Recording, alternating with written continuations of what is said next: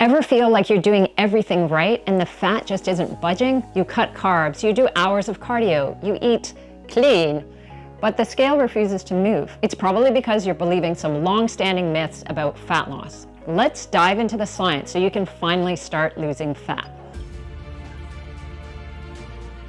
Losing fat is both a science and an art because nutrition involves people, and people can be weird and wonderful and creatures of their own habits and preferences. My videos are based on the body of research evidence in nutrition and exercise, but they also take into account my experiences in over 20 years I've spent coaching people just like you. What I'm telling you is going to be true and helpful for about 90% of people watching. But who shows up in the comments? The 10% who didn't get results. Funny, huh? There are no absolutes when it comes to nutrition. The one thing that's not arguable, but people still will, is a calorie deficit. You need to expend more energy than you take in. A calorie is just a unit of energy, the stored potential in foods that you take in and what your body uses to perform functions. Have you heard that eating more helps you lose weight? This could be true, but probably not for the reason you think. Weight loss is calories in, calories out, right? You need to be in a calorie deficit to lose weight.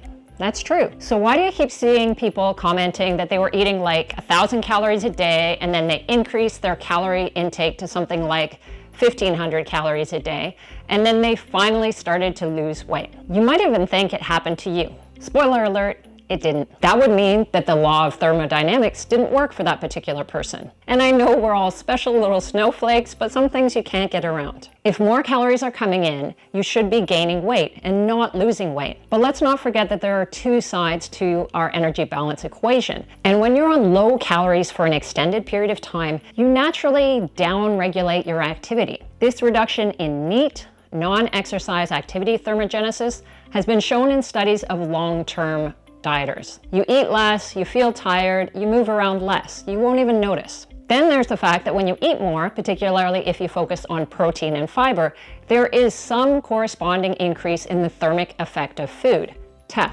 That's part of your total daily energy expenditure, TDEE, which is what we casually mean by our metabolism, the amount of calories your body burns per day. TEF will increase your calories out. Many people also think that they've reached a weight loss plateau, which does happen, but it's not as common as most people think. Your body does adapt as you lose weight. There's a slight decrease in your metabolic rate that occurs with dieting. It's called metabolic adaptation, also called adaptive thermogenesis. But these changes tend to be temporary and are unlikely to prevent weight loss if you maintain a calorie deficit through your physical activity and calorie intake. What most people forget to account for is that as they lose weight, they need fewer calories to maintain their body in its current state. A body that's 180 pounds needs more calories than a body that's 160 pounds. So at a certain point, what was your calorie deficit is now your maintenance, and you'll need to go lower to continue to lose weight. The most common reason for a weight loss plateau is described in research as lack of dietary adherence. In simple terms, that means I'm really good during the week. I get my calories and macros perfect from Monday to Friday.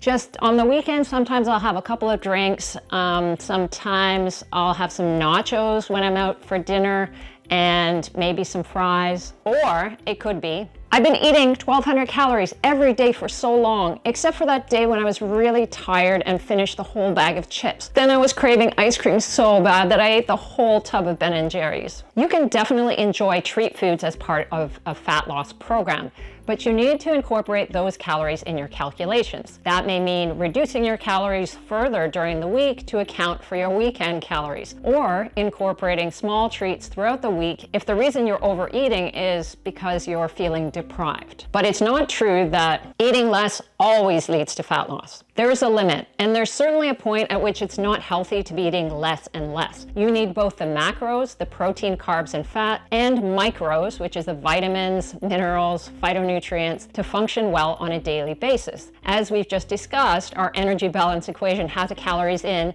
and a calories outside. So You could eat less and reduce your physical activity, and the result would be no change. It might not even be intentional. You could be going to the gym the same amount of time each week, but maybe you're more tired and expending less effort. So you're using fewer calories, or you can't build as much muscle because you can't lift with the same intensity. That's why many people who start eating with that fitness lifestyle of more protein and lifting weights tend to feel better compared to just drastically reducing calories. Physique competitors, bodybuilders know the difference between how they feel doing their weight training workouts when they're dieting hard for a show compared to when they're in off season and consuming more calories. You feel stronger and everything just feels easier. We do know that people who are on very calorie restrictive diets for months will tend to reduce their movement, their NEAT.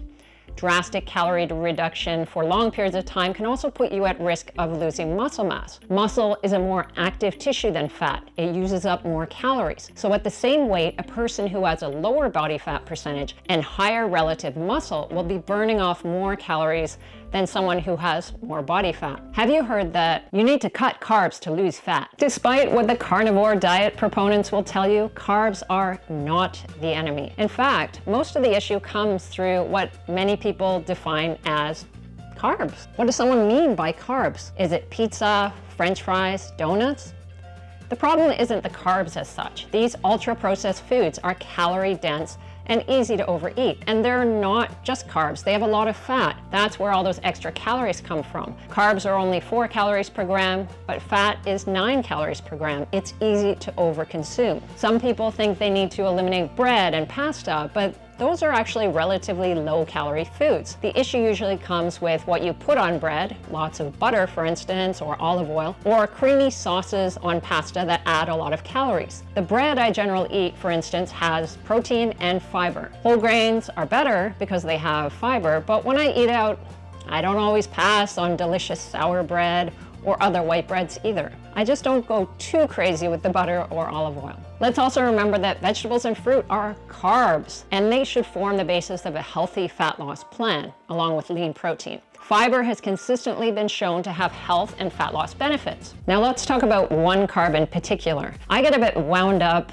about rice when people are saying bad things about rice. Over 3.5 billion people in the world, particularly in Asia, are eating rice. If carbs themselves were such a problem, all those people eating rice would be overweight. People are not getting fat because of rice and potatoes. Think about the difference between French fries and a baked potato. Fries, or chips for my UK friends, are higher in fat and calories. Whole potatoes have been shown to be one of the most filling foods, which keeps you from eating more calories later on. It very much depends on how the food is served.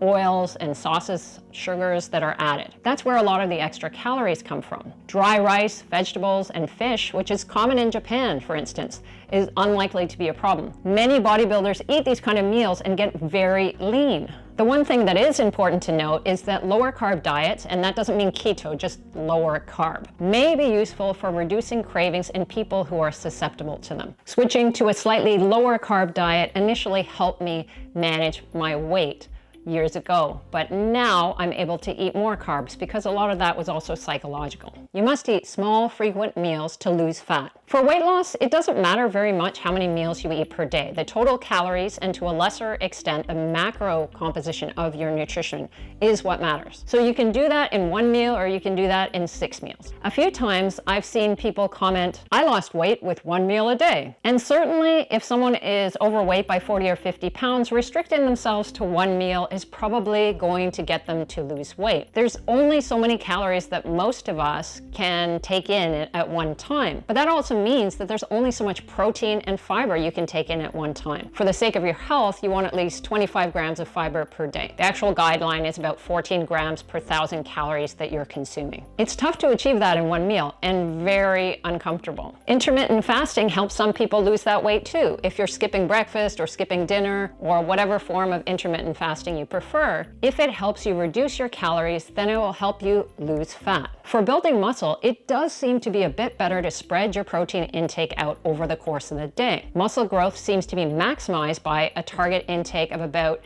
0.4 grams per kilo of body weight per meal across a minimum of 4 meals. So someone who's 80 kilos, about 176 pounds, would need about 32 grams of protein per meal. That would be a minimum daily intake of 128 grams per day, or 1.6 grams per kilo per day. That works out to about 0.73 grams per pound of body weight per day, which is generally the minimum that I recommend for most people who are active and looking for fat loss. All calories are equal for fat loss. A calorie, as I've already mentioned, is just a unit of energy. So all calories are the same, but how different kinds of calories affect your body is different. Whole foods have a higher TEF, thermic effective food, so your body expends more energy digesting them than highly processed foods.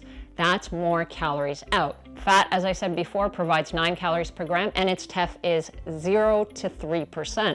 Carbohydrates are 4 calories per gram, and the TEF is 5 to 10. And protein at 4 calories per gram has the highest TEF at 20 to 30%. So a diet that includes more protein is going to give you more calories out. Ultra-processed foods also don't fill you up very much, which means it's harder to keep your calories under control for fat loss. Some treat foods can definitely be part of a fat loss diet, and I would argue that adding them in small quantities each day or moderate quantities once in a while can actually help maintain your motivation to stick with your nutrition plan. In the past, the main thing that kept me from being able to get to the level of leanness that I wanted was the cycle of deprivation and binging when I was trying to force myself to eat clean.